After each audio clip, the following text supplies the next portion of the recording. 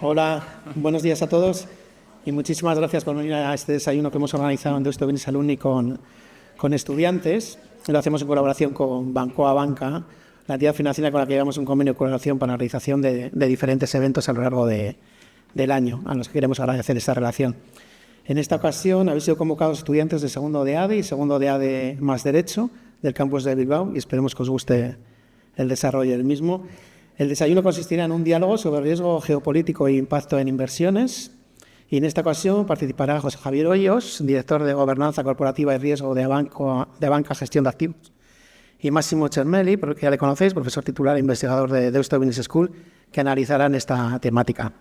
Al finalizar, todos vosotros podréis, vamos a poner aquí un catering al lado derecho del espacio, ¿vale? Para que a la hora de terminar.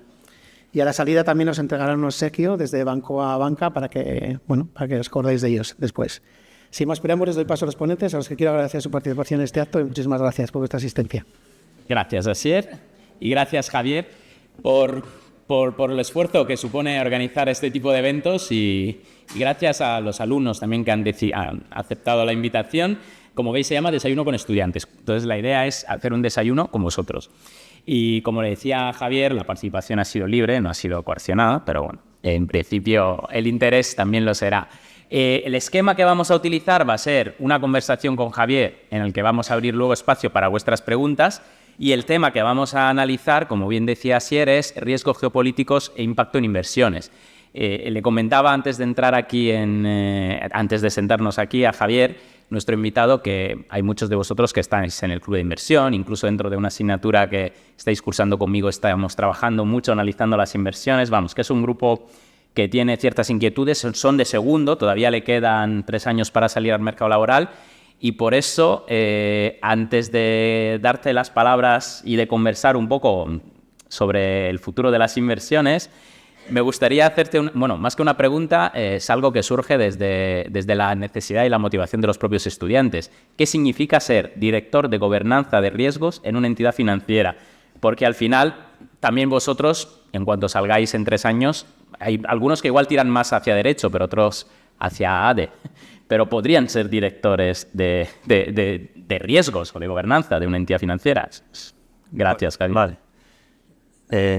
Arratsalde on, perdón, creía que era la tarde ya. Gracias primero, como siempre, Deusto Business Alumni, Asier, Máximo, por invitarnos un año más. Lo primero tengo que meter una frase legal, me vais a permitir. Las opiniones que pueda dar a lo largo de la charla son opiniones personales, en ningún caso son opiniones del Grupo Banca ni de Banca Gestión de Activos. Evidentemente, nos vamos a basar en lo que es nuestro análisis de la situación actual. De hecho, lo traigo recién salido del horno prácticamente, pero sabéis que no hay opiniones corporativas, en todo caso son opiniones personales.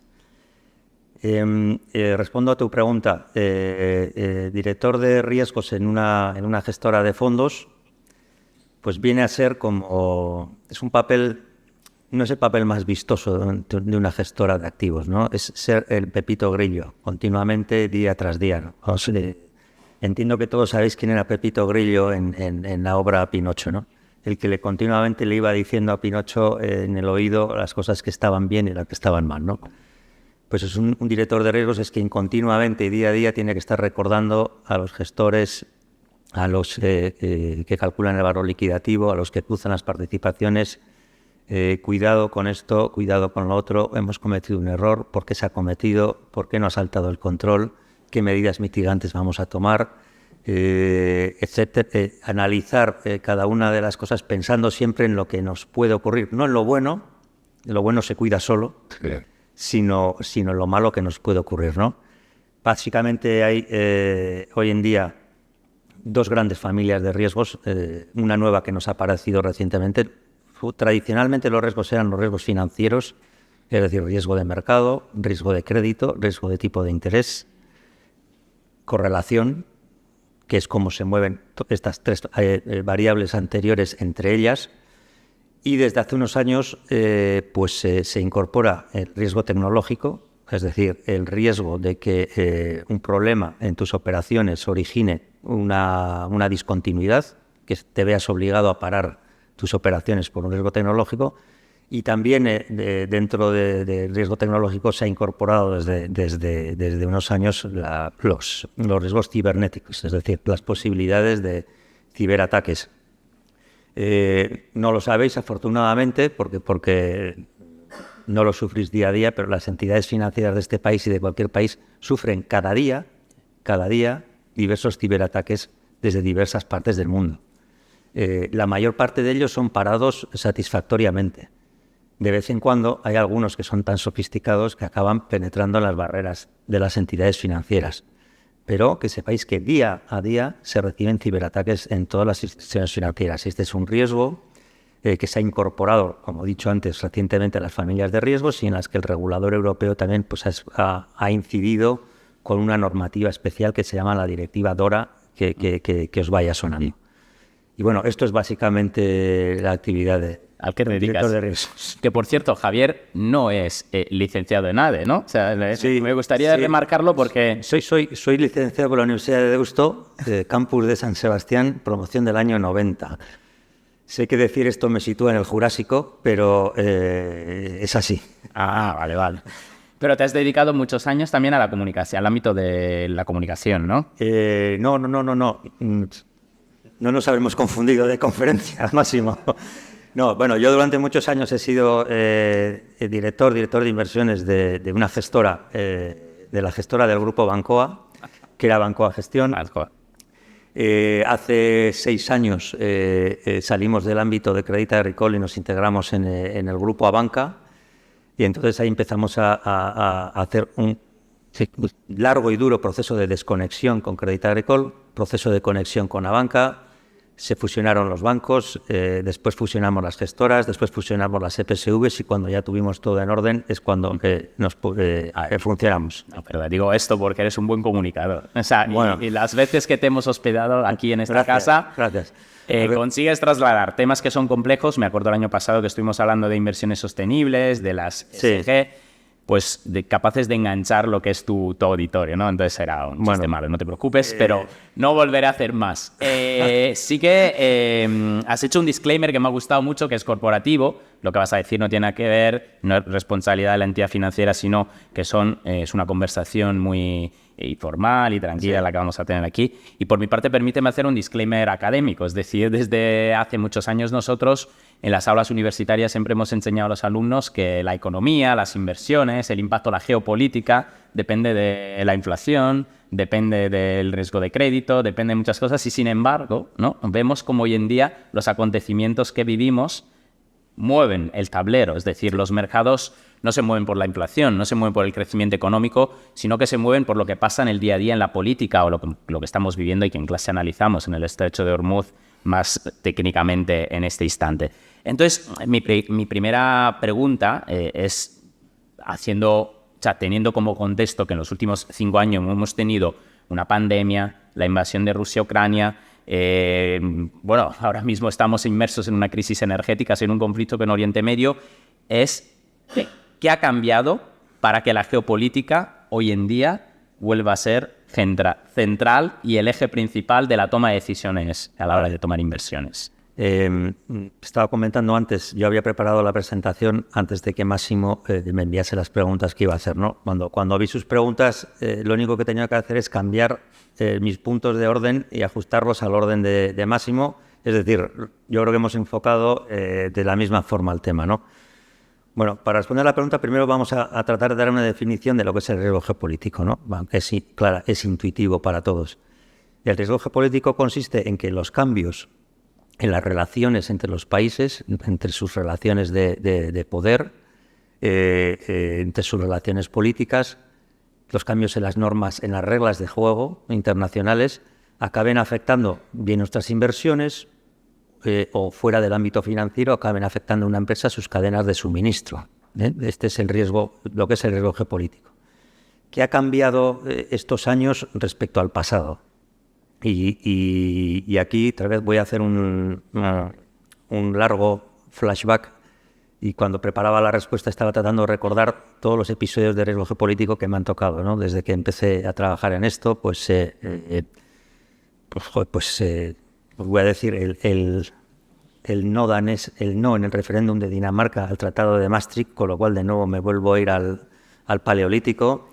Las 3 guerras del Golfo, es decir, la invasión de Kuwait por Irak, luego la respuesta de Occidente, lo que se llamó la operación Tormenta del Desierto, la Segunda Guerra de Irak, el 11S, que aquello fue un shock, la invasión de Afganistán que siguió al 11S,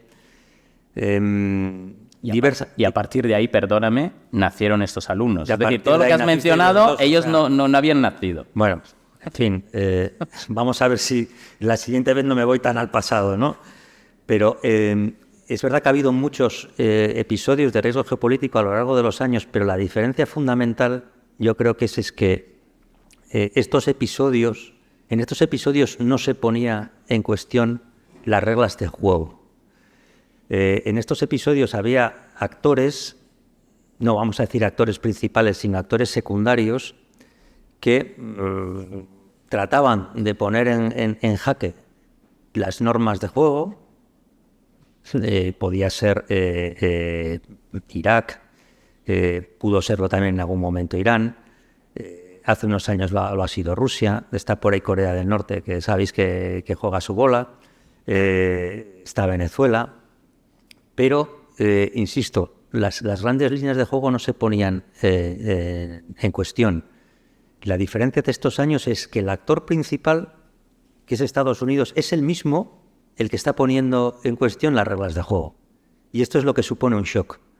O sea, esto no son pequeños focos de riesgo, pequeños, desgraciadamente, o sea, decir pequeños conflictos bélicos, todos los conflictos bélicos son horrendos para quien los sufre, pero no son pequeños conflictos bélicos. Esto es quien ha sido hasta ahora el foco, el centro de todas las normas internacionales y reglas de juego, es él mismo el que adopta una postura de ponerlas en cuestión, ¿no? Y además en 4 ámbitos que a lo largo de esta conversación los vamos a repetir. Son unos ámbitos que os voy a contar un poco porque me ayudan a explicarlo. No los entendáis como compartimentos cerrados, pero todos tienen una relación, ¿no? El primero, la redefinición de la globalización. El segundo, el retorno del mercantilismo. El tercero, la fragmentación y la rotura de las reglas. Y el cuarto, que también lo habréis oído, lo habréis leído, lo que se llama la dominancia fiscal. Y ahora voy a hacer un pequeño flash, si me permites, Máximo, sobre cada uno de ellos. Bueno, la redefinición de la globalización. Me voy por última vez a un acontecimiento posiblemente anterior a vuestras fechas de nacimiento y que para toda la gente de mi generación se quedó grabada. Es en un momento en el que, después de diversos acontecimientos que estaban ocurriendo en los entonces países de Europa del Este, que como sabéis había un telón de acero entre los dos lados de Europa, la gente se harta y empieza a tirar el muro de Berlín a martillazos. O sea, ese momento, la caída del muro de Berlín y la desaparición de los dos bloques en Europa, de alguna forma marca el final del siglo XX, a pesar de que fue el año 90. Ahí se pone en marcha un proceso de globalización total y absoluto. Todos los países de la Tierra entran en una dinámica de comercio relativamente libre, una dinámica en la que hay un único poder central, un poder hegemónico, que es los Estados Unidos, tras la desaparición de la antigua Unión Soviética, a Rusia, al nuevo país Rusia, ni está ni se le espera. El único poder hegemónico, el policía de los mares a partir de ese momento, es Estados Unidos. Eso supone un proceso por el cual todas las cadenas de suministro se extienden a todos los países de la Tierra. Cualquier cosa que se fabricaba en la Tierra se hacía en el lugar en el que era más óptimo producirla, por costes, por calidad. Ese proceso que inicia en el año 90, desde hace aproximadamente un año, yo estuve aquí hace 1 año y 2 semanas, y alguien de vosotros, vuestros compañeros que estaba aquí, levantó la mano y en el tema que teníamos el año pasado, que eran las finanzas sostenibles, me decía, uy, y ahora que ha habido este cambio de nuevo en Estados Unidos, Trump, ese nuevo presidente, ¿tú crees que cómo crees que van a estar las cosas de aquí a un año? Bueno, pues aquí estamos 1 año y 2 semanas después con el mundo patas arriba, ¿no? Entonces, primer punto, este proceso de globalización desde el año 90 parece que se pone en cuestión. 2, lo que os he dicho antes, el retorno del mercantilismo. No sé si se sigue dando en la Universidad de Deusto historia económica. Yo di historia económica. No, pero ellos sí que han estudiado el mercantilismo. De hecho, el grupo, muchos que están aquí han estudiado la teoría mercantilista y cómo sigue de alguna forma machacando nuestros modelos económicos. Vale. Es decir, para que te hagas la idea, es decir, el hecho de que sumamos exportaciones y restamos importaciones forma parte de aquella herencia de alguna forma que nos da el mercantilismo, de ver todo desde lo monetario, ¿no? Eso es. Entonces sí que te diría que aunque la hayamos eliminado, algunos profesores seguimos machacando. Cuando estudié en esta universidad, estudiábamos historia económica y se veía el mercantilismo del siglo XVIII, es decir, aquellas guerras comerciales que las potencias, sobre todo potencias europeas, tenían entre ellos, basados en los aranceles, en el empobrecimiento del vecino. Lo veíamos como una reliquia del pasado, ¿no? El mercantilismo desaparece en el siglo XIX, en el siglo XX, sobre todo después de la Segunda Guerra Mundial y lo que fue la experiencia de la Gran Depresión. El mundo giró hacia el libre comercio. Justo a partir del final de la Segunda Guerra Mundial se firman los tratados de libre comercio, lo que se llamó la Ronda de Uruguay, y el mundo entra en una dinámica de eliminación de aranceles. Y vuelvo al punto anterior, que a partir del año 90... con la desaparición de los bloques hegemónicos, se extiende a todo el mundo. Bueno, pues ahora nos encontramos con que quien ha sido hasta hace 13 meses el adalid del libre comercio, el país que más ha buscado en las negociaciones con el resto de países la eliminación de aranceles y un libre comercio total, ahora retoma el arancel, herramienta que considerábamos una reliquia del pasado, y la utiliza como arma, además, de negociación política. Y además, con una particularidad, que voy al punto 3, la fragmentación. No un arancel único para el resto de los países que negocian con Estados Unidos, sino un arancel país a país. O sea, selectivo. O sea, lo habéis visto en esa famosa imagen del presidente Trump con aquel cartelón que se apareció ante la prensa diciendo, empezaba 1 a 1. Argentina, 25%. Sí. Vietnam, 50%. Aparecían hasta las islas del Pacífico que justo enviaban, pues yo que sé que le enviaban, pero también a aquellos les caía un arancel. O sea, esto es absolutamente inédito. O sea, esto no ocurría desde las luchas de las potencias europeas en el siglo XVIII, entre ellas. Y finalmente un tema que os puede parecer que no, pero también se ha puesto absolutamente en duda, es la dominancia fiscal. Y explico qué es. O sea, una regla que venía en esta fase a partir de la Segunda Guerra Mundial y reforzada también a partir de los años 90, era que en un país su banco central, es decir, la autoridad que establece la masa monetaria que fija los tipos de interés, iba a ser una autoridad no sujeta al Poder Ejecutivo. Iba a ser un poder independiente, no sometido al Poder Ejecutivo, y el Poder Ejecutivo lo que iba a tratar todos los años era de aprobar unos presupuestos que debían ser relativamente equilibrados. Esta era la escuela de gobernanza de un país desde los años 90. Y ahora también es un elemento adicional que en Estados Unidos se está poniendo en duda. Es decir, esta administración ha realizado el mayor ataque que se ha visto nunca contra la independencia de su Banco Central, que sabéis que es la Reserva Federal, que es el Banco Central por excelencia, el que fija, de alguna manera, el precio, uno de los precios más importantes que hay de una materia prima en el mundo, que es el tipo de interés del dólar. Su actual presidente, que va a dejarlo en muy breve, Jerome Powell, se ha visto, o sea, no criticado, es que se ha visto insultado por el presidente de la nación. Esto hace 30 años, hace 20 años, cuando un país medio desarrollado o en vías de desarrollo atacaba a su banco central, inmediatamente los inversores internacionales se retiraban de ese país, su moneda se devaluaba, sus bonos se vendían, sus bolsas se vendían.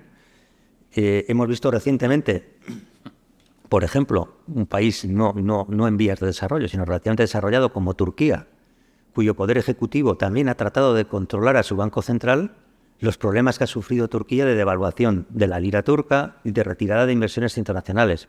Bueno, pues esto, que cuando lo hacía otro país era un anatema, ahora lo está haciendo, insisto, el núcleo, el referente de toda la economía capitalista que ha sido en los Estados Unidos. Estas son un poco las 4 líneas, insisto, son 4 esquemas que me sirven a mí para explicaros, pero hay una relación entre todas ellas. Bueno, has mencionado la especialización, que es un tema importante también, es decir, has mencionado el tema de que los países con el incremento, con este cambio de marco dentro de una nueva globalización, han incrementado la especialización, es decir, has dicho tú, se produce donde mejor se puede producir, ¿no? Lo que estudiamos con la teoría ricardiana, la ventaja comparativa, lo que es la especialización de los países. Claro, esto al final supone mayor eficiencia en el mercado, pero también supone mayor interdependencia en el mercado. Y eso queda claro que cuando pasan acontecimientos como los que estamos viendo hoy en día, ponen un poco en jaque esta necesidad, pero al mismo tiempo esta interdependencia, ¿no? Entonces, a raíz de eso, te quería trasladar una pregunta que está relacionada con los mercados. Si los mercados infravaloran o sobreaccionan antes determinados acontecimios geopolíticos, lo que definimos shock geopolíticos. ¿Cómo lo ves desde el ámbito financiero? Primero, añado a la introducción de tu pregunta. Efectivamente, esta, no sé si llamarlo parada temporal, no sé si parada definitiva.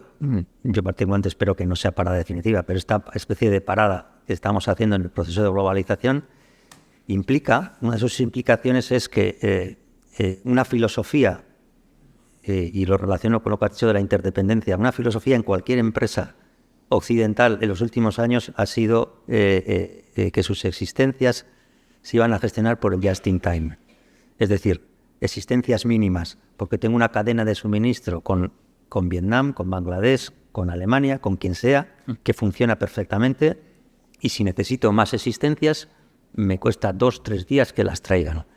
El just in time supone para una empresa menor necesidad de acopio de materias primas, por lo tanto, su balance, el circulante de su balance es más bajo, por lo tanto necesita menos fondo de maniobra, por lo tanto necesita menos costes de financiación.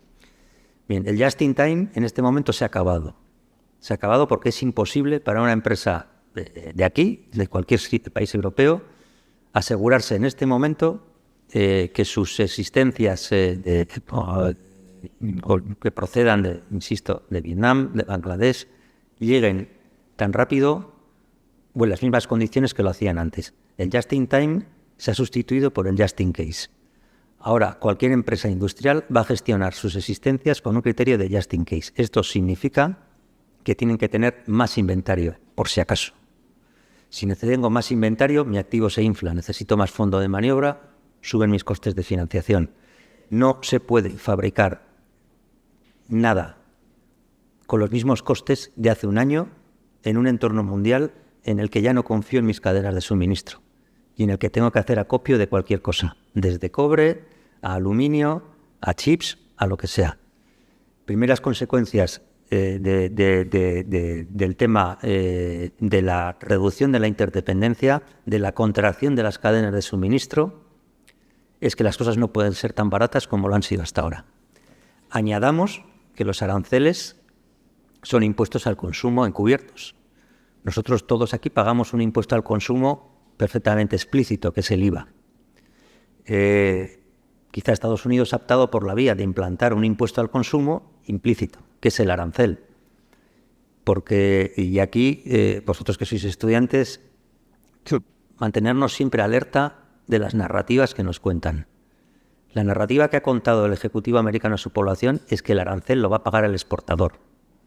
Es decir, ellos suponen que una empresa, por ejemplo, de aquí, muy cercana a nosotros, que fabrica muebles y los exporta a Estados Unidos, si Estados Unidos nos impone un arancel del 15%, esta empresa va a bajar su precio de exportación un 15% para que el consumidor americano pague lo mismo. Eso no es así. El exportador va a seguir exportando a su precio, y va a situar sus mercancías en el puerto de Nueva York a su precio. Si hay un arancel, lo va a pagar el consumidor americano. Es muy raro que un exportador de lo que sea, de aquí, de Vicinay, un fabricante de muebles, quien sea, decida unilateralmente bajar sus precios de exportación en Estados Unidos para hacer frente al arancel. Generalmente no lo van a hacer. Quien va a pagar el arancel es el consumidor americano en forma de más IPC. Es decir, de nuevo nos encontramos con efectos sobre precios. Y ahora respondo a la pregunta. Perdona por la distracción. No. De hecho, mira, justo el otro día estábamos mirando esto, cuando una empresa carga con parte de un impuesto que pone un Estado, que es el arancel que estás decidiendo tú. Hicimos una simulación con números y matemáticamente gran parte de esta recaída se genera un área de ineficiencia, veíamos un triangulito, y también gran parte de esta mayor recaída del impuesto lo paga el consumidor, aún asumiendo la empresa en su totalidad, decidiendo asumir en su totalidad en un mercado perfectamente competitivo. Entonces, bueno, sobre esto hemos reflexionado para que vean lo relevante que es la intervención de los gobiernos cuando meten mano y las recaídas que se suponen, como dices tú, traducido en una palabra, inflación. Sí. Me preguntabas, la reacción de los mercados. Bueno, a ver, yo diría, para empezar, que los mercados nunca reaccionan de forma racional. Los mercados sobrereaccionan siempre. De una forma u de otra, pero siempre sobrereaccionan. Y voy a distinguir un poquito entre mercados, ¿no? Para que nos vaya sonando. Todos tenemos en mente el mercado de bolsa, que es quizá el que más titulares ocupa, pero hay mercados cuyo volumen de negociación supera al de la bolsa por órdenes de magnitud inimaginables. El mercado más grande, el segundo mercado más grande que hay es el mercado de bonos, tanto de bonos del Estado como de bonos de compañías privadas. Mueve muchísimo más volumen que la bolsa. El mercado de bonos quizás es el más racional o el menos emotivo, por decirlo de alguna forma. Sus participantes son mucho más analíticos que los participantes en el mercado bursátil. Aun y todo, también el mercado de bonos a veces sobrereacciona. ¿Cuál está siendo estos días la reacción de los mercados de bonos? Están cayendo los precios de los bonos y por lo tanto suben las rentabilidades. ¿Por qué? Porque están anticipando una inflación más alta en los próximos años. Todas las curvas de bonos gubernamentales y de bonos privados estos días se han desplazado al alza. Nuestro tipo de interés de referencia en Europa, que es el tipo de interés del bono a 10 años alemán, que estaba moviéndose en una zona de equilibrio, los 80, 2,90, se ha ido hasta el 3,10 y parece que sigue un poco hacia arriba. Es decir, esto que os estoy diciendo de que el mundo que estamos viviendo nos lleva hacia mayores precios, hacia mayores tasas de inflación en el futuro, el mercado de bonos ya lo está reflejando. Vale, 2, el mercado de bolsa. El mercado de bolsa es posiblemente el mercado más emotivo que hay, porque es el que mejor recoge dos sentimientos poderosísimos, cualquier inversor, sea minorista o institucional, que es el miedo y la codicia. Esto es así. Todos los inversores, por muy racionales que se consideren a sí mismos, si no mantienen su cabeza fría, se mueven por dos emociones, el miedo y la codicia. Y ambas se manifiestan claramente en el mercado bursátil, con lo cual va a sobrereaccionar siempre. Y luego está el mercado por antonomasia, quizá algo más conocido que el de bonos, no ocupa tantos titulares como el de bolsa, pero es el que mueve más volumen que todavía que los dos anteriores, que es el mercado Forex, el mercado de divisas. El mercado de divisas y otro mercado poco conocido, que es el mercado de materias primas, que fundamentalmente su centro de negociación sigue siendo Londres. Son los mercados que mejor permiten a los inversores institucionales cubrir el miedo. El miedo ante determinadas situaciones se puede cubrir de una forma rápida y relativamente eficiente en los mercados de divisas y en los mercados de materias primas. Aun y todo, mi respuesta es que los mercados siempre sobrereaccionan. No esperemos que los movimientos en base diaria sean racionales. Lo que sí nos cabe esperar es que una ventana de tiempo lo suficientemente amplia nos permita ir más allá del ruido diario y ver qué tendencia nos están marcando los mercados. Claro.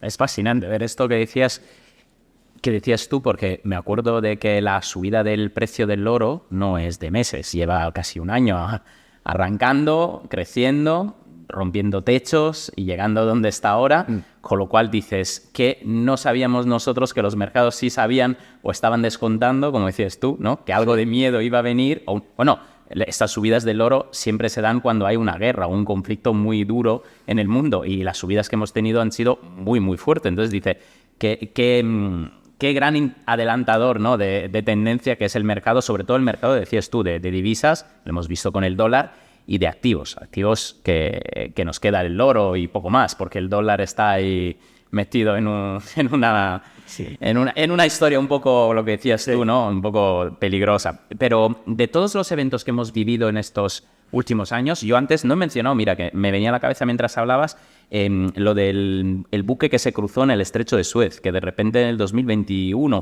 se cruzó, y no fue ningún tipo de guerra, de acontecimiento bélico, pero, o sea, una maniobra hecha mal, pues cruzó un canal por donde transitan gran parte de los productos que vienen a Europa y al resto del mundo, y ahí tuvimos otro acontecimiento, ¿no? que cambió un poco el crecimiento económico. Y mi pregunta era, de todos los eventos que ha habido, antes mencionaba la invasión de Ucrania, ¿cuál crees que ha sido el que ha hecho más ruido, que ha metido más impacto en términos reales en estos meses? Vale. Esto también, cuando vi esta pregunta tuya, inevitablemente hice la recapitulación de todos los eventos vividos, ¿no? Pero bueno, como hemos dicho, no me voy a ir a fechas anteriores a vuestro nacimiento, voy a tratar de acercarme más en el tiempo a cosas que pueden ser más cercanas a vosotros y ver qué eventos ha habido que han sido realmente un cisne negro, algo inesperado, ¿no? Y el primero, recuerdo el shock que supuso el Brexit. Digan lo que digan, toda la gente que habla por ahí, los que dicen esto ya se veía venir y tal. O sea, no. Yo os aseguro que el día que vimos a la mañana que el resultado del referéndum había sido la salida, eso fue un verdadero shock. Eso fue el primer aviso. Yo le llamaría el primer aviso. El primer aviso de que las normas, de que lo que dábamos todos por sentado no estaba escrito en piedra. Es decir, ese sentimiento generalizado que todavía sigue existiendo en la Unión Europea, por lo menos entre muchos países, de que es bueno estar en la Unión Europea, habían aparecido determinados políticos que habían hecho su carrera dentro de la Unión Europea y le habían convencido a una parte del electorado que lo mejor para ellos era salir de la Unión Europea. Eso nos indicó, te insisto, que las cosas no estaban escritas en piedra. El segundo shock reciente fue la invasión de Ucrania. La invasión de Ucrania además tuvo una serie de consecuencias en el mercado de bonos precisamente y en la inflación. Provocó el brote inflacionario más grande que hemos tenido en los últimos años, una reacción quizá tardía de los bancos centrales, pero bueno, la invasión de Ucrania fue un shock porque supuso, una guerra del siglo XIX en el siglo XXI. O sea, la invasión de un país entero por distintos sitios. No un ciberataque, no una campaña aérea. No, la invasión de un país por tierra. Un conflicto típico del siglo XIX que, como veis todos, si seguís un poco las cosas que vemos, sobre todo iba a decir en Twitter, en X, se ha convertido en una guerra de ciencia ficción. Totalmente. Y además, yo creo que con la guerra de Ucrania nos hemos equivocado todos en todas las afirmaciones que hicimos, porque la primera semana del conflicto todos decíamos, joder, pobres ucranianos, van a caer como moscas. No fue así. Luego, cuando Ucrania empezó a retomar terreno, dijimos, joder, estos van a ganar a los rusos. No ha sido así. Y llevamos 4 años y pico de un conflicto que a Rusia, pues ya sabéis todos la situación, la cantidad de víctimas, muertos, desaparecidos, heridos que le está suponiendo, el desgaste económico que está suponiendo, y Ucrania, pues que está resistiendo con una forma increíble, con todo el apoyo de la UE, porque si no, voy a daros un dato que leí un día y que me dejó un poco para poner en magnitud las cosas. En algunos duelos de artillería que ha habido entre Rusia y Ucrania, en 2 semanas se han gastado las municiones que la OTAN tenía almacenadas para todo un año.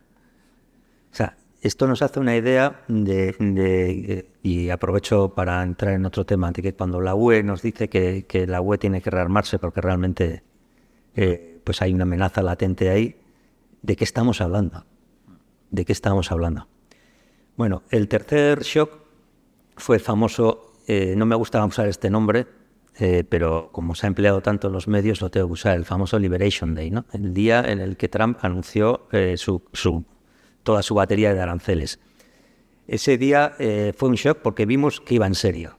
Es decir, hasta entonces, un poco la narrativa en torno a lo que había sido la campaña electoral de Trump era, bueno, ya lo sabéis, ¿no? Bueno, una cosa es lo que dicen en campaña y otra cosa es lo que hacen. No, pues este iba en serio. O sea, se pasó la campaña diciendo que iba a poner aranceles comerciales. Yo creo que ni los suyos llegaron a creerlo del todo, y llegó Liberation Day y efectivamente estableció aranceles comerciales.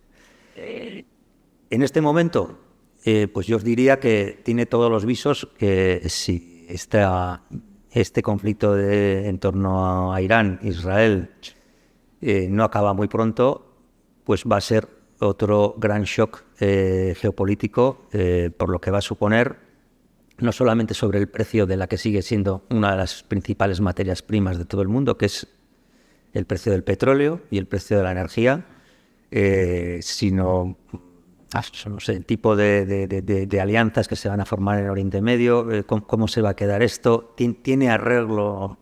Y lo dejo como pregunta, o sea, ¿tiene arreglo el conflicto palestino-israelí? O sea, puede ser que esto se convierta en esto que aparentemente, y según las palabras de la administración, y aquí me estoy empezando ya a deslizar en las opiniones personales, empezó como un divertimento, porque así es la palabra que han empleado desde la administración, se va a convertir en un verdadero shock geopolítico, ¿no?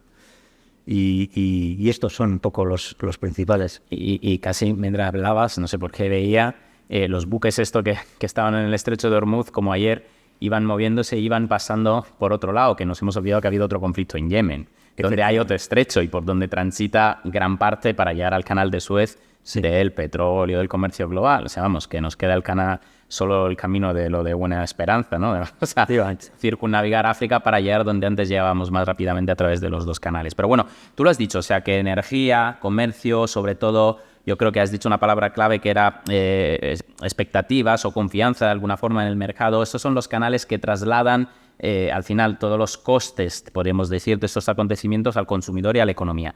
Y entonces casi que invertir hoy en día ya es complejo, porque dice, ¿cómo invierto? ¿Dónde invierto? O sea, ¿dónde me meto? Porque ha cambiado todo el tablero, como decías tú, y incluso los que mandaban antes han decidido, ¿no?, de sacudir todo, o sea, y cambiar toda la regla del juego.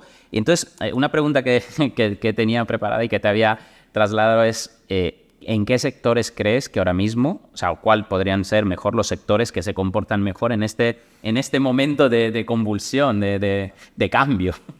Bueno, esta va a ser la única pregunta que me vais a permitir luego que, como decía aquel, que hable de mi libro. Que haga una pequeña... Voy a hacer un ejemplo con uno de nuestros productos, ¿no? Pero antes vamos a hacer un repaso de lo que eran la caja de herramientas tradicional de activos que usábamos como coberturas de riesgo, ¿no?, en las carteras. Uh-huh. Una cartera típica que ha funcionado relativamente bien durante muchos años eran las carteras 60-40, que se llamaban. Una cartera 60-40 era una cartera con un 60% de renta variable y un 40% de otros activos descorrelacionados que permitían que esa cartera pues diese una rentabilidad razonable y por encima de la inflación y con una volatilidad, es decir, con unas oscilaciones relativamente controlables. En la caja de herramientas de coberturas para el riesgo había tres activos tradicionales siempre, que eran los bonos americanos, es decir, los treasuries, el dólar, mantener una posición larga de dólar, es decir, una posición descubierta de dólar, y el oro, que antes has mencionado. Sí, voy a hacer luego un pequeño inciso sobre el oro. Bueno, en este momento esta caja de herramientas la tenemos agotada. Los treasuries nos cubren de poco. ¿Por qué? Porque vuelvo al tema de la dominancia fiscal. Estados Unidos, que con la administración Clinton, si recordáis, a Bill Clinton se le recuerda por otras cosas, pero bueno, quizá no se le recuerda porque fue el presidente que en su segundo mandato prácticamente redujo el déficit y la deuda americana a niveles mínimos. O sea, la situación de Estados Unidos era tan boyante en esa década. Y vamos a decir que la contención de gastos en la administración fue tal, la reducción de gastos de defensa que pudo hacer Estados Unidos tras el fin de la Guerra Fría fue tal, que Estados Unidos acaba esos años con su déficit presupuestario anual cuadrado y con un stock de deuda muy bajo. O sea, en este momento Estados Unidos, que tiene una tasa de paro del 4,5%, que ya la quisiéramos cualquiera de nosotros, es decir, una tasa de paro prácticamente de pleno empleo, acaba cada año con un déficit fiscal superior al 7%. Su deuda total, el conjunto de treasuries que tiene metido los Estados Unidos, lo que nos deben al resto de los inversores, superan bastante más allá del 100% de su PIB. Es decir, una situación en la que hace unos años la Unión Europea decidió intervenir a Grecia. Y esa situación es la que tiene Estados Unidos cada año. Es decir, en este momento los treasuries, que para todos durante muchos años eran el activo seguro, el activo donde refugiarnos cuando había una guerra, los ponemos mucho en cuestión. De hecho, y hago un pequeño inciso, en otro de estos momentos que hemos tenido de tensión, que afortunadamente no llegó a más, pero que era el famoso deseo de anexionarse Groenlandia, Estados Unidos su administración aprendió, quizás que no lo sabían, que uno de los mayores tenedores de treasuries son los planes de pensiones europeos. Los planes de pensiones europeos, sobre todo los de países del norte de Europa, detentan grandísimas cantidades de bonos americanos. Y los planes de pensiones holandeses y daneses empezaron esos días a vender bonos americanos. Y nada lo pudo contener. Porque cuando estos grandes planes de pensiones venden bonos americanos, nada lo puede contener. En este momento, insisto, primer punto, los bonos americanos, dada la situación fiscal de Estados Unidos, no son refugio de poca cosa. Bueno, el dólar, es decir, tener una exposición en las carteras larga de dólar. Pues lo que os estoy diciendo, esta administración ha dicho claramente que quiere un dólar débil como herramienta para reducir su déficit comercial, como herramienta junto al arancel para permitir una reindustrialización de los Estados Unidos, que ha perdido gran cantidad de empleo industrial, como lo han perdido otras economías. Quieren un dólar débil. Hombre, tú tener una posición larga en una divisa que su propio país está diciendo que quiere que sea débil y que además, y vuelvo al tema de la dominancia fiscal, el garante de que esa moneda valga algo, que es el Banco Central, se ve sometido a presiones continuas para que pase a estar controlado por el Ejecutivo, pues tampoco en este momento el dólar nos da mucha confianza. Bueno, el oro.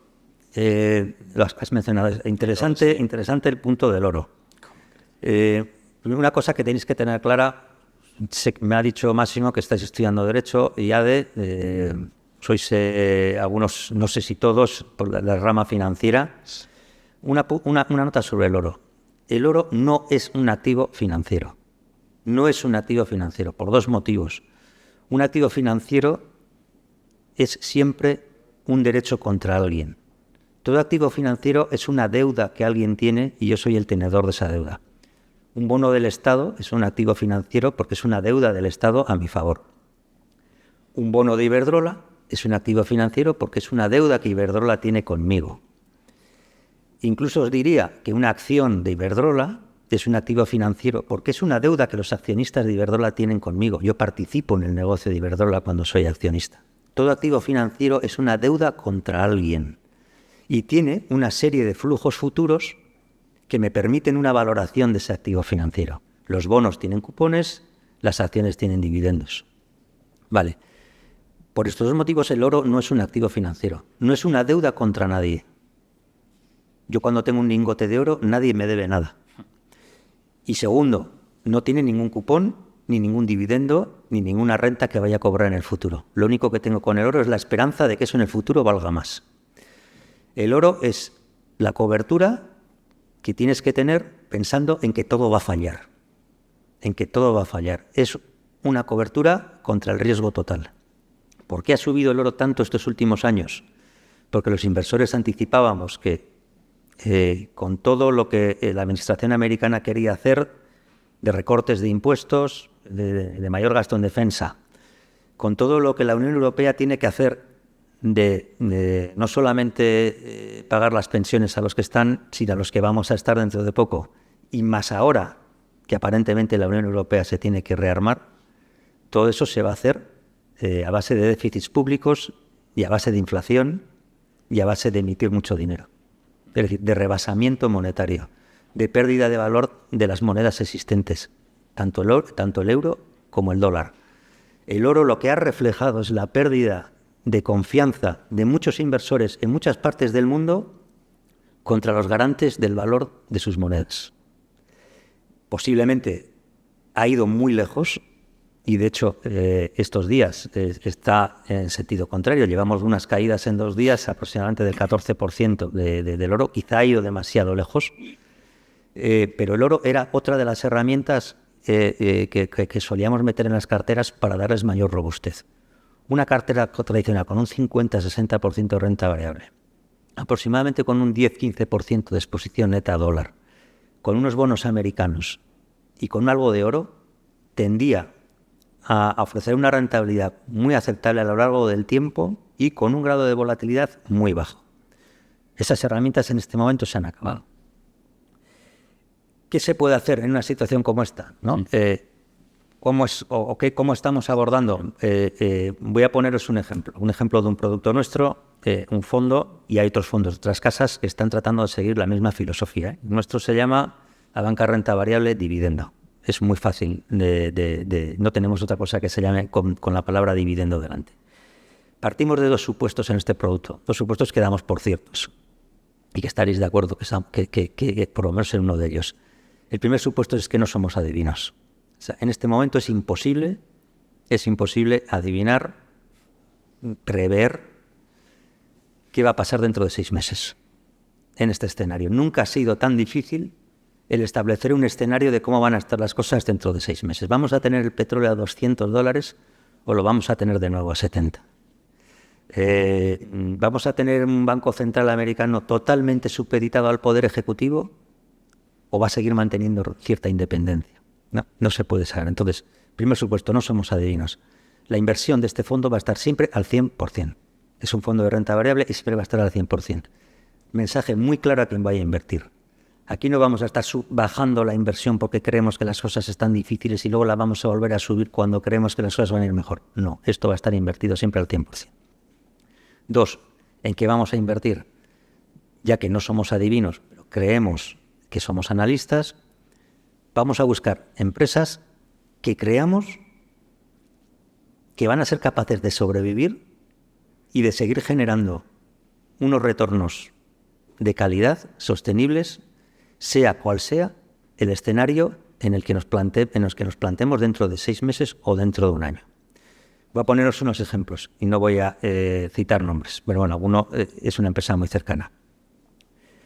Está en cartera un banco multinacional que está presente en Asia, en Europa y en América. Este banco, con esta distribución internacional, creemos que puede apoyarse en cualquiera de sus patas continentales para seguir generando retornos sostenibles. Además, el escenario al que vamos, posiblemente de tipos de interés más altos y sobre todo de una curva de tipo de interés apuntada.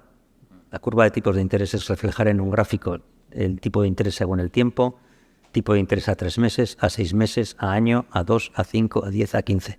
Una curva de tipo de interés en que los tipos a largo son más altos que los tipos a corto, generalmente siempre acaba favoreciendo a un banco.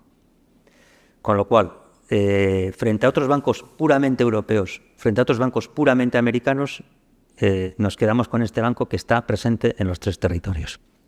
2, un productor, una compañía petrolífera integrada de arriba abajo, es decir, no especializada en uno de los campos que tienen las compañías petrolíferas, Esta compañía explora, extrae, refina y vende en gasolinera. Hay compañías que solo extraen, otras compañías que solo venden en gasolinera, otras compañías que solo refinan. Esta tiene el proceso de arriba abajo. Y de nuevo creemos que eso le da capacidad para aguantar en un escenario más difícil. Evidentemente, y retomo la intervención del año pasado, es una compañía que desde el punto de vista de ESG no es una maravilla, pero dentro de las comparables de su sector es la que mejor lo hace. Creemos desde nuestra puntuación que es la que mejor lo hace y es muy cercana a todos vosotros porque tiene una refinería aquí en Musquiz. Tercera compañía, un principal productor de salmón en granja atlántico. Es un tipo de alimento que está entrando en las cadenas de alimentación de cada vez más países. Es una compañía noruega, llevan haciéndolo desde hace muchísimos años. De nuevo, desde el punto de vista de sostenibilidad, podemos encontrarle algunos puntos a sacar porque el cultivo del salmón es relativamente, puede ser contaminante, pero la vemos como una compañía con una capacidad de defensa frente a su entorno muy grande. Este es el tipo de selección que hacemos. Es decir, no buscamos en este fondo las compañías de mayor crecimiento. No buscamos las compañías que lo van a petar dentro de 5 o 10 años. O sea, no vamos a comprar ni Nvidia, ni Palantir, ni este tipo de compañías. Estamos buscando, y el análisis del fondo son 45 compañías que creemos que son con retornos sostenibles, con un dividendo sostenible y que pueden aguantar en cualquier entorno. Luego, si queréis, entramos un poco más de cómo se analiza. Estamos usando mucho la IA, sobre todo para analizar el universo de inversión. Le llamamos un año y pico, la verdad es que el desarrollo de la IA ha sido muy importante en nuestra casa. Ahora mismo le llamamos el cuarto analista a la IA, ya está haciendo las funciones de cuarto analista. Pero este es el planteamiento del fondo. No cubrimos divisa, 100% invertidos. Hay 45 compañías en cartera, hay suplentes, les llamamos suplentes, preparados en el banquillo para entrar en cuanto uno de los titulares creemos que flojean. Y es un planteamiento relativamente sencillo, luego llevarlo a la práctica es complicado, ¿eh? Las discusiones son complicadas, pero este es el producto con el que en este momento estamos más cómodos. Es fácil de comunicar al inversor. Hay que ir de cara por delante, es decir, no busques un fondo de renta variable que lo haga bien cuando baje, que lo haga bien cuando sube. O sea, vamos a estar invertidos continuamente. Porque, insisto, intentar hacer timing con las inversiones en este momento es imposible. Ya normalmente es difícil en épocas de baja volatilidad, pero en este panorama en el que estamos es imposible.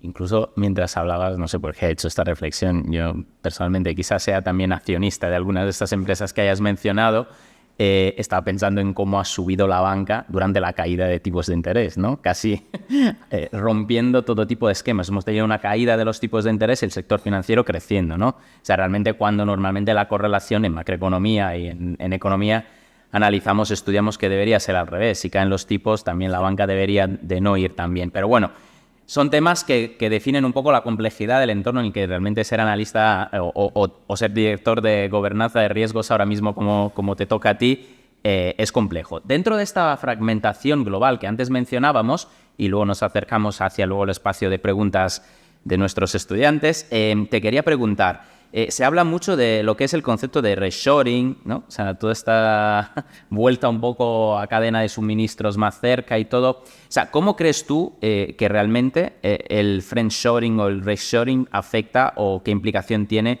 en las inversiones, ¿no? Primero igual le explicamos qué es a quizás los que no sean veteranos de economía. Lo hemos dicho al principio, frente a un modelo que venía desde los años 90, de que tus inputs como productor industrial vienen de aquel lugar de la tierra donde producirlos sea más eficiente, y además con unas cadenas de suministro muy rápidas, basadas en uno de los grandes inventos que ha hecho la humanidad en el tema del comercio, que es el contenedor. Algún día habrá que hablar de la importancia del contenedor de mercancías. contenedor que pasa de camión a barco, de barco de nuevo a camión o camión a tren y acaba en la puerta de la empresa. Y por lo que se mueve el 90% de todo lo que compra. Exactamente. El problema que supuso durante el COVID que los flujos de contenedores cambiasen porque de repente se tuvieron que emplear para traer mascarillas Sí.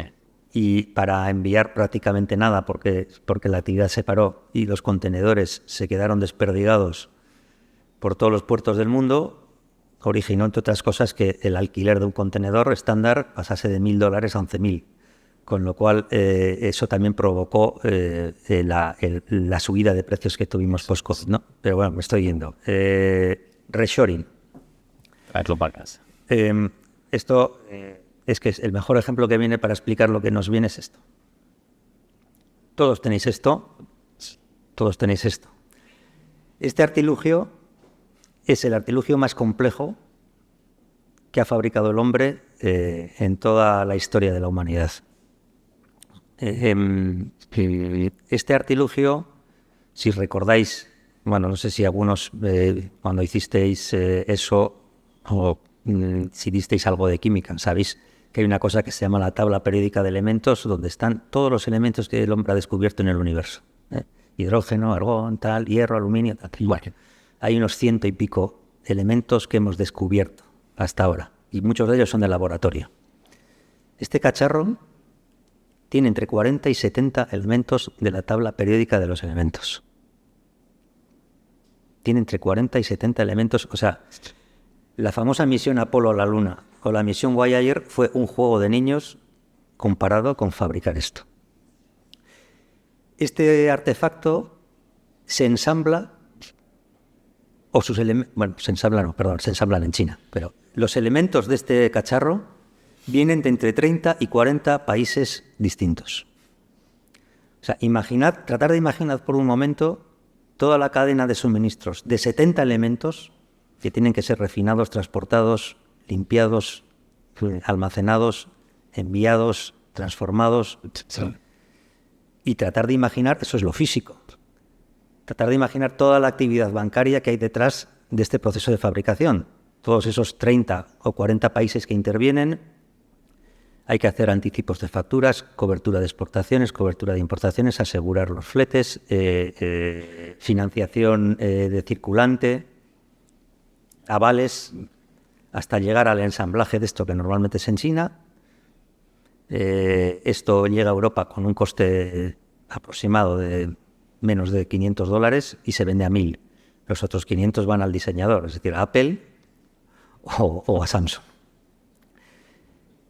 Si esto se ha podido fabricar y se puede vender a este precio, es porque cada uno de sus elementos se ha extraído de un lugar distinto de la Tierra, insisto, donde era más eficiente hacerlo. Aquí hay litio que viene de las salinas de Bolivia. Aquí hay germanio que viene de las estepas de Rusia o de China.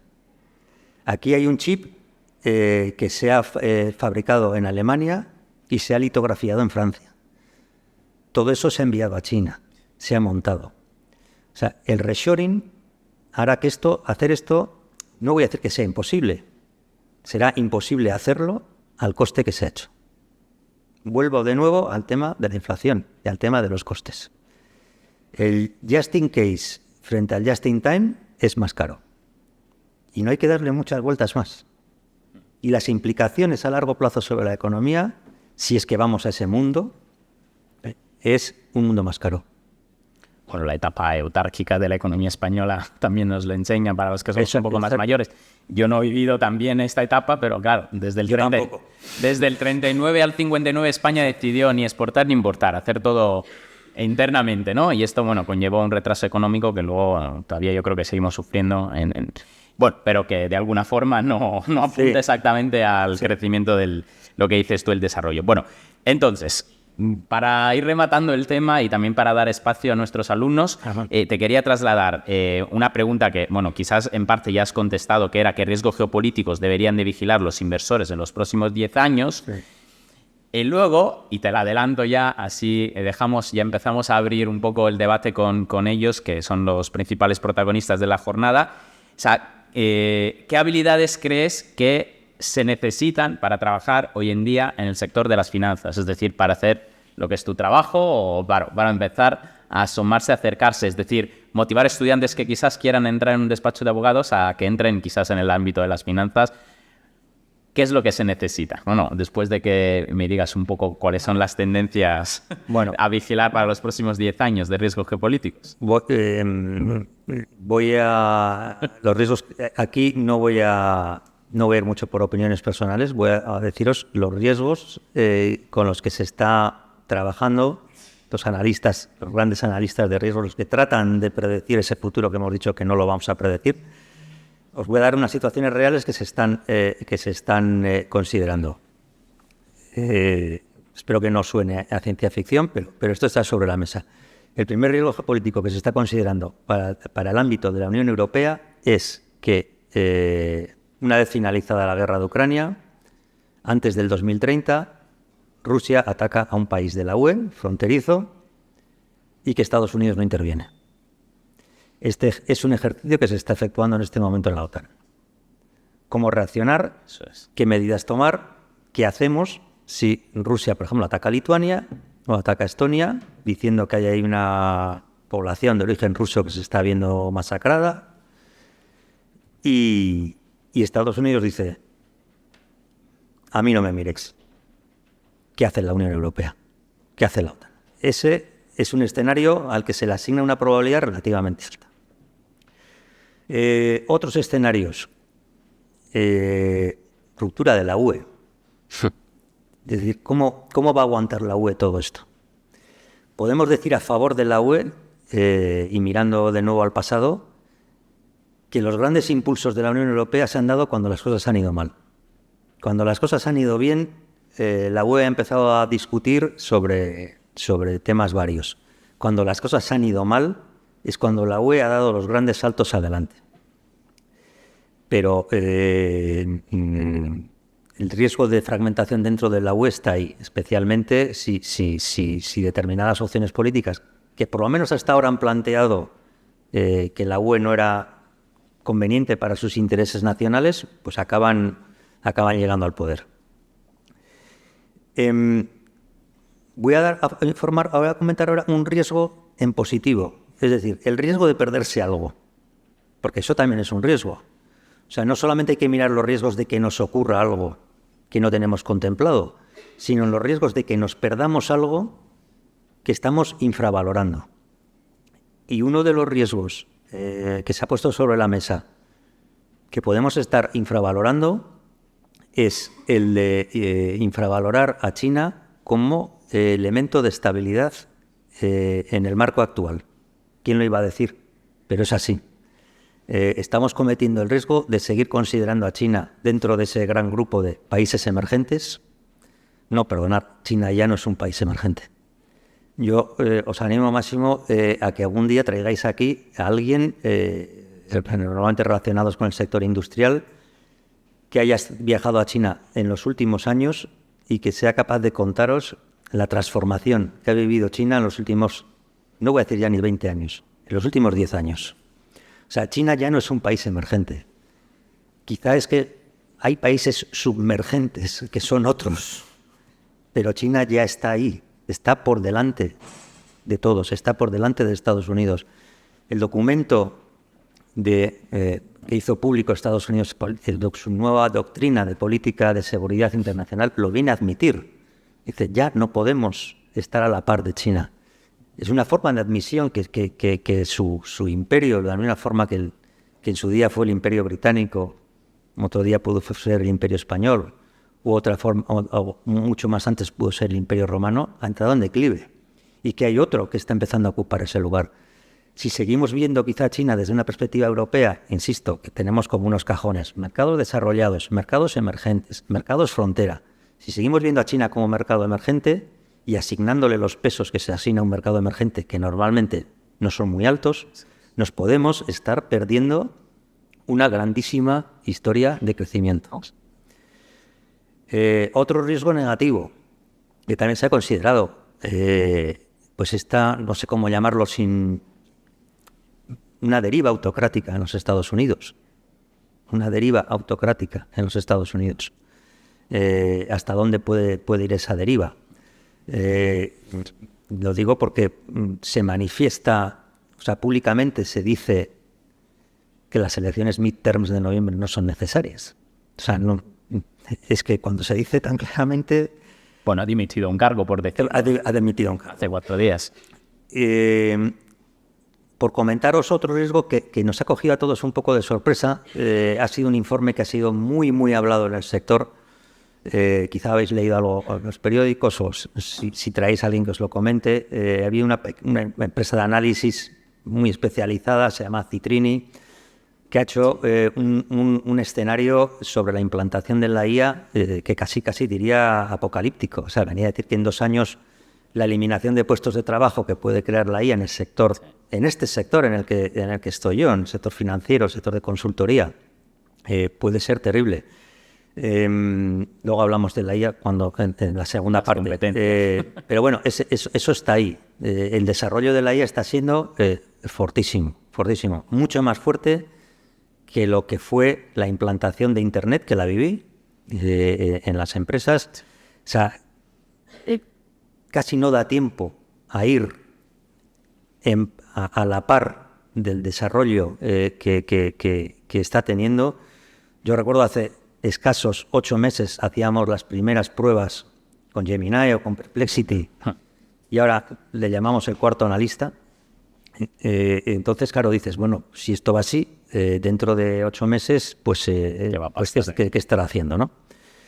Yo diría que lo que los he comentado son los grandes riesgos, pero insisto en una idea. A veces es muy fácil para el analista de riesgos pintar escenarios apocalípticos, ¿no? Escenarios no ya lo que se llaman cisnes negros, sino escenarios muy apocalípticos. Joder, pues Rusia va a atacar la Unión Europea, Estados Unidos va a ocupar Groenlandia, China va a contraatacar en Irán, pero a veces hay riesgos ocultos en el otro lado, en el lado de las cosas positivas que pueden ocurrir y que por estar tan centrado en tu papel de cenizo te pierdes lo positivo. Y yo creo que el riesgo de que estemos infravalorando el papel que China puede jugar es importante. Segunda parte. El informe Citrini se lo he pasado. Se pasó el informe Citrini. Comento de curso. Si el informe Citrini es cierto, yo creo que esta será la última vez que vengo a hablar aquí, porque dentro de 6 meses estoy ya en la calle. Pero bueno, la parte de qué tenéis que hacer para si queréis trabajar en un área de riesgos, en una gestora, en una entidad financiera. Bueno, la verdad es que esta pregunta no la tenía preparada, me pasó Máximo. Le he estado dando muchas vueltas porque me la quiero tomar en serio.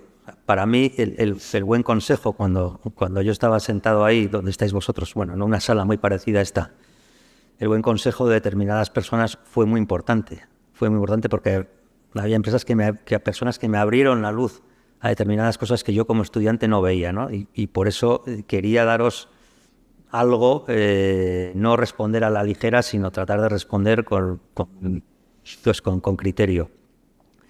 Si queréis, si os atrae el mundo de la inversión, de las finanzas, tenéis que ir un poco más allá del titular fácil, de la bolsa que sube, que baja, de las acciones. Hay que entrar bastante, no sé, estoy un poco perdido en cómo es el temario ahora de la universidad, pero con la estadística. Distribuciones normales, el papel de la sigma, de la desviación estándar, los eventos que están más allá de las varias desviaciones estándar. Veo unas caras que me están indicando que estáis perfectamente familiarizados con el concepto. Alguno hasta está tan enganchado que repites, le gusta tanto el tema que... Bueno, esto es fundamental, pero os lo voy a poner muy fácil, Hay un autor del que posiblemente algunos hayáis oído hablar. Está reconocido como uno de los pensadores más influyentes en economía en este siglo, aunque nunca le van a dar el premio Nobel, precisamente porque ha puesto, permitidme que lo diga, porque ha puesto a parir continuamente al premio Nobel, que es Nassim Taleb. Nassim Taleb fue un antiguo inversor de la banca de Wall Street durante muchos años. dio su pelotazo personal, se retiró del mundo, ha escrito sus libros. Tiene 3 libros, su tríada, que quienes vayáis a dedicaros a estos, lo mejor, el consejo que os pueden dar es que los leáis las veces que os hagan falta. Son 3 libros que van en orden, se leen incluso como una novela, porque incluso es gracioso escribiendo, que son Engañado por el azar, Fooled by Randomness, El cisne negro, de Black Swan, y el tercero, Antifragilidad. Leeros esos 3 libros quienes queráis dedicaros a las finanzas y leeros las veces que os hagan falta. Yo son los mejores libros de finanzas que he leído y no son libros de finanzas.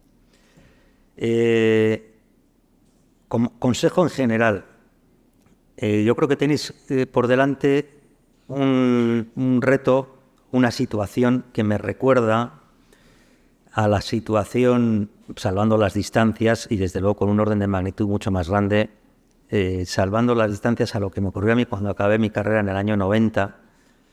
No voy a entrar a describir cómo era el centro de cálculo de la universidad en aquel momento. Si habéis visto la serie Chernobyl, pues era algo parecido, con los mandos así y tal. Pero en aquel año se produjo algo muy curioso. Empezó a llegar un producto que algunas personas conocían y otras no conocíamos, que se llamaba Lotus 123, la hoja de cálculo. Es un producto de aquella época. Para la gente de mi generación, quienes nos enganchamos a la hoja de cálculo y quienes no se engancharon a la hoja de cálculo, marcó claramente el desarrollo profesional que íbamos a tener. Estáis en un momento parecido, porque se está integrando en las empresas la IA. E insisto, salvando las distancias, porque esto es un cambio de un orden de magnitud mucho más grande. Vuestro reto fundamental es vuestra relación con la IA, cuando os integréis en las empresas. El reto fundamental que tenéis es saber interpretar lo que os dice la IA, saber comunicaros con la IA, saber distinguir cuándo la respuesta busca complaceros, porque la IA es un pelotero de cuidado. ¿Y qué podéis hacer para poder interactuar con la IA correctamente? Pues tenéis que cargaros de conocimiento o de experiencias fuera del mundo digital, fuera del mundo de la IA. De momento es lo que mejor se me ocurre. Y sois una de las últimas generaciones que ha estudiado o ha aprendido cuando la IA no se había inventado. Los que vienen detrás vuestro, mi hijo mayor es profesor, o sea, ya los deberes los hacen todos con la IA, o sea, no piensan nada. El reto de un profesor ahora es saber cuándo los echecolanas están hechos con IA o están hechos con imaginación. Sois una de las últimas generaciones que habéis aprendido sin IA. Y eso, si lo sabéis explotar, será una ventaja competitiva vuestra sobre los que vengan detrás, no una desventaja. Insisto, solo se me ocurre que os carguéis de experiencias y conocimientos fuera del ámbito digital y fuera del ámbito de la IA. Pues hombre, el recado es muy, muy importante, es decir, que lo que trasladas es muy, muy interesante. Bueno, hay un tema que nosotros en las aulas sufrimos, tu hijo lo sufrirá también, que no solo es esto, es también hacer que ellos comuniquen las cosas. De hecho, donde se juegan ahora mismo la evaluación es en la capacidad que tienen de comunicar. Ya no de generar contenido, sino de comunicar el contenido que igual alguien o los alumnos han generado, ¿no?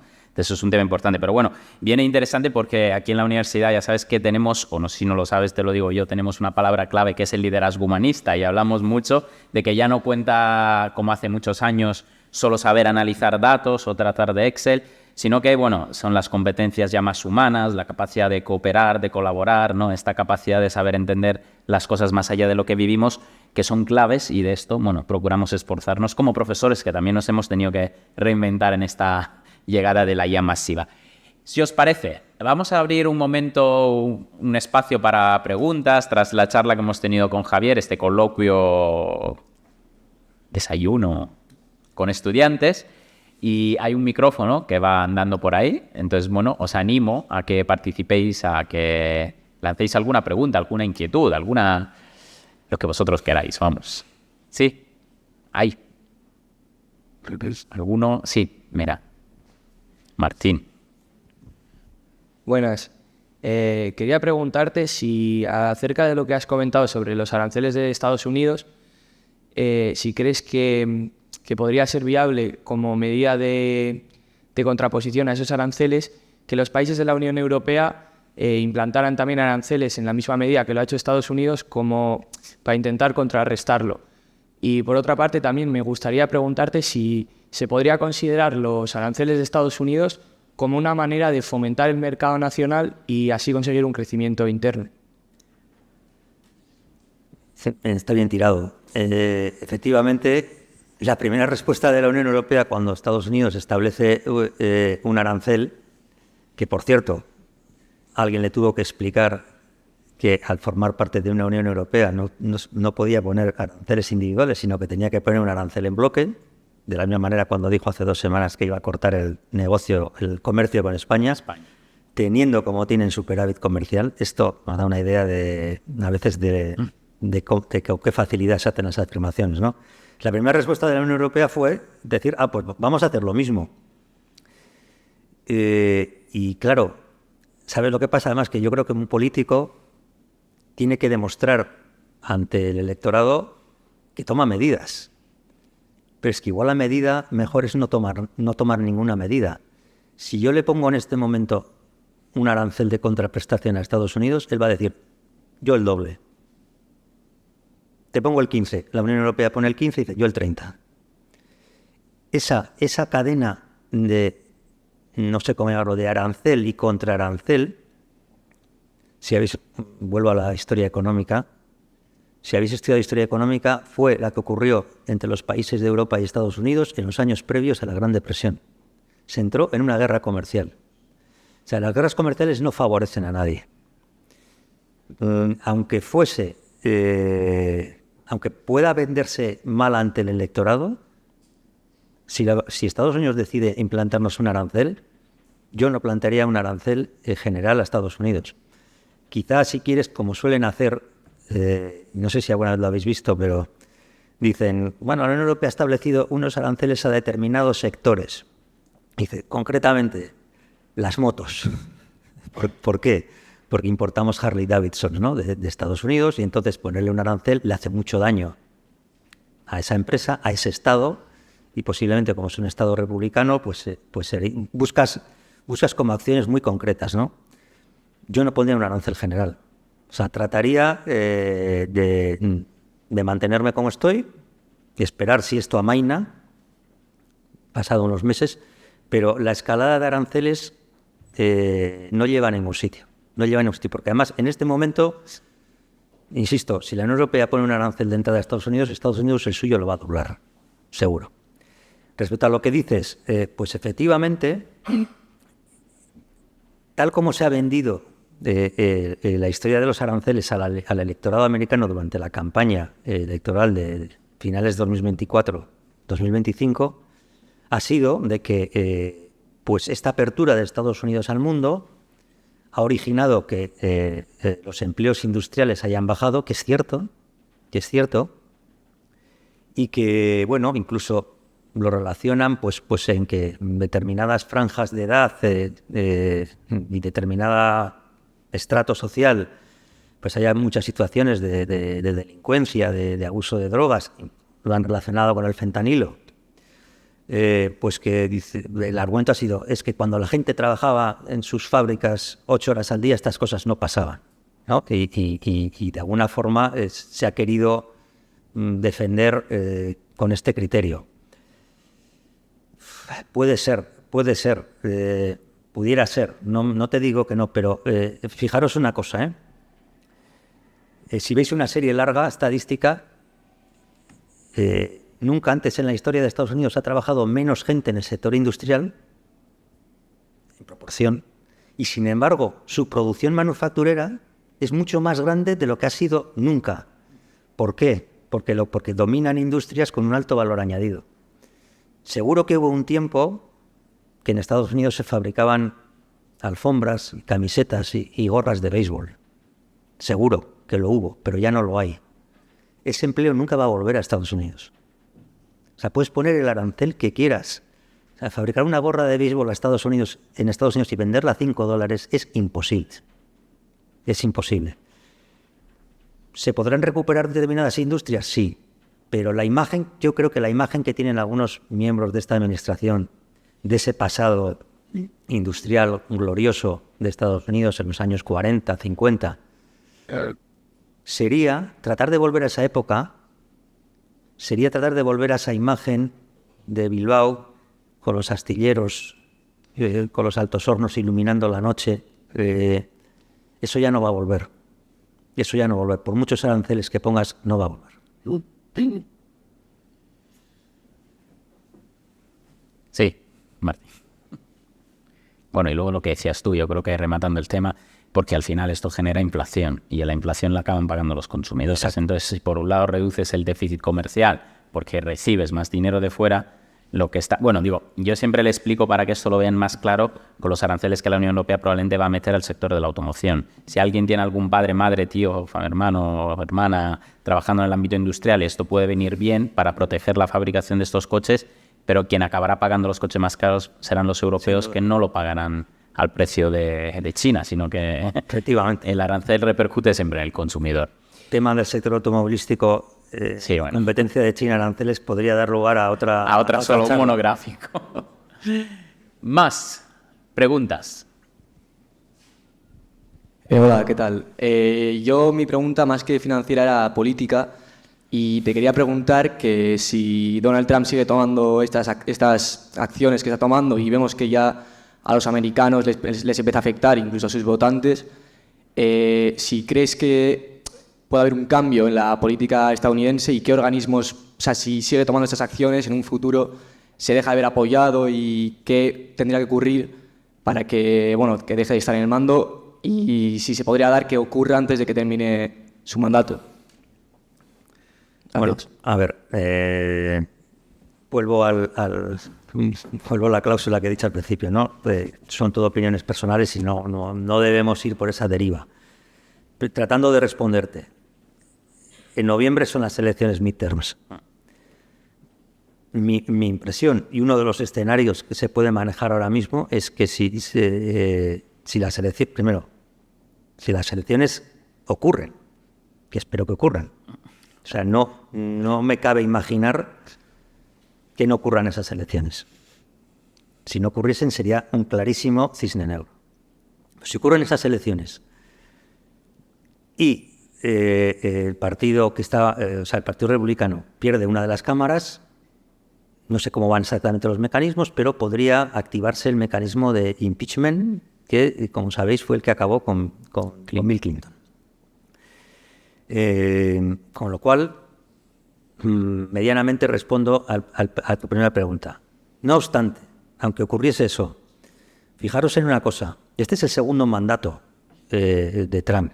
Su primer mandato fue del 2017, por ahí, 2017-2021. En 2021 ganó las elecciones el Partido Demócrata y el presidente elegido fue Joe Biden. La administración demócrata no quitó los aranceles que estableció Trump en su primer mandato. Entonces, en el periodo 2017-2021 hay una primera batería de aranceles. El Partido Demócrata no los quitó. Eso significa que más allá de quién esté gobernando, más allá de las formas de esta administración, o sea, hay en el electorado de ese país un cierto sentimiento, no sé, entendedme, de que su apertura al mundo no les ha funcionado, por lo menos a mucha gente, o creen que les ha perjudicado su nivel de vida. Y hay un deseo de salir de ahí. Si, por lo que sea, a Trump le sucede una administración demócrata, veremos cuántas de las cosas que se han adoptado se derogan. Yo creo que todas no. O sea, hay una tendencia de fondo. Y eso, o sea, que si alguien está pensando, bueno, en cuanto ganen los demócratas, aranceles cero, y de nuevo las cosas como antes. Pudo haberlo hecho Joe Biden y no lo hizo. Me ha dejado muerto lo de si no va a haber elecciones, porque la verdad que se supone que Estados Unidos y China, la diferencia grande está supuestamente en eso, ¿no? O sea, que... Es que por eso digo que o sea, parto de que las va a haber, pero claro, como públicamente se dice Sí, que sí. no era necesario, no sé qué y tal, digo, pues que no sé. No, o sea, quiero Sí, sí, pensar sí, que sí, las va a sí, haber. sí. Quiero Todos pensar que las queremos va a haber. pensar que va a haber elecciones, pero claro, sería un escenario de cisne negro. Ahora Absolutamente. mismo no he contemplado ningún modelo. No, ni... no sé si incluso el siguiente escenario, bueno, los escenarios de riesgo, y hago un minutito. Los escenarios, cisne negro es una palabra, un palabra que inventó precisamente Nassim Taleb, el Black Swan, es decir, determinados escenarios a los que les asignamos una probabilidad muy baja, pero que ocurren con más frecuencia de la que una distribución normal, quedaros con lo de distribución normal, asume, y que tienen consecuencias terribles en los mercados. Y luego está ya el siguiente nivel, que es lo que se llama un riesgo knightiano, que es un riesgo que no merece la pena ni cubrir. Como si imaginaos que me decís, oye, si cae un meteorito sobre la Tierra, digo, mira, o sea, no es ni Black Swan ni nada, o sea, no vamos a hacer nada para cubrir eso.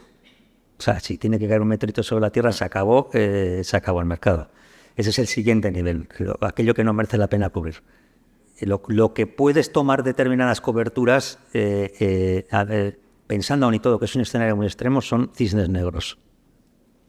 Ujú. Sí, sí, queda clarísimo. Y la recomendación de lectura a raíz de esto. La recomendación... O sea, quiero decir que si alguien... Dime que lo repita...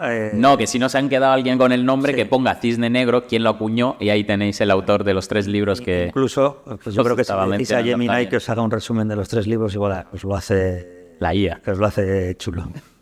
Bueno, ¿alguna última pregunta? ¿Si hay alguno que sí? Venga, y luego damos paso al catering.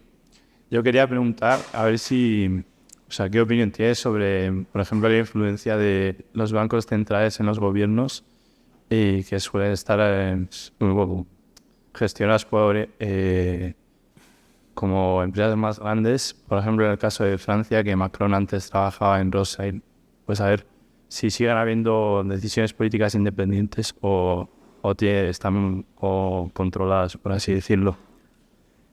Gracias. A ver, la teoría nos dice que el Banco Central Europeo, el BCE, es independiente del poder político. Y la teoría nos dice que hasta hoy la Reserva Federal es independiente del poder político y el Banco de Inglaterra es independiente del poder político.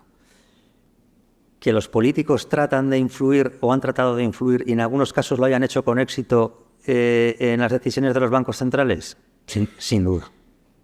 Sin duda. Sin duda. Me ha parecido entenderte la puerta giratoria de muchos banqueros que acaban en puestos de bancos centrales. Hombre, es que, a ver, ser presidente de Banco Central es un puesto eminentemente técnico. O sea, la persona que está ahí, no es por defender al gremio, pero puede ser hasta normal que venga del sector. Tiene que conocer cómo funciona el sector, tiene que conocer la creación de crédito, cómo un banco se descuenta ante el Banco Central, obtiene financiación, la mete en la economía. Esos mecanismos hay que conocerlos. No concibo un individuo fuera del sector financiero que acabe siendo presidente de un banco central, ¿no? Quizá lo acabemos viendo, pero lo normal es que vengan de ahí. Pero si ha habido influencia, yo creo que todos los días los políticos, o sea, el Poder Ejecutivo, perdón, políticos no, el Poder Ejecutivo de un país trata de influir en las decisiones de su Banco Central. Todos los días. Sí, las injerencias existen. Exactamente. Por cierto, eso me ha venido a la cabeza un personaje que ha surgido por su sentido común a la hora de hablar, por su moderación. Si la habéis visto o oído, Mark Carney, primer ministro de Canadá, es la única persona que ha trabajado, ha sido presidente de 2 bancos centrales. Fue presidente del Banco Central de Canadá y fue presidente del Banco Central de Inglaterra.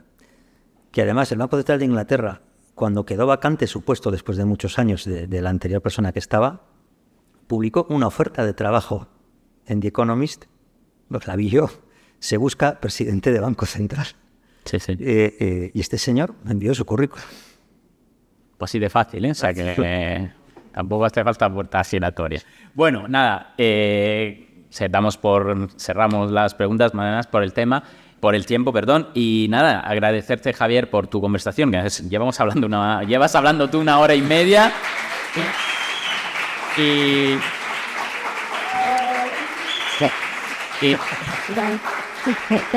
todo tuyo. Y decir nada, eso, ¿no? Cerraría con unas palabras, simplemente con todo lo que has dicho.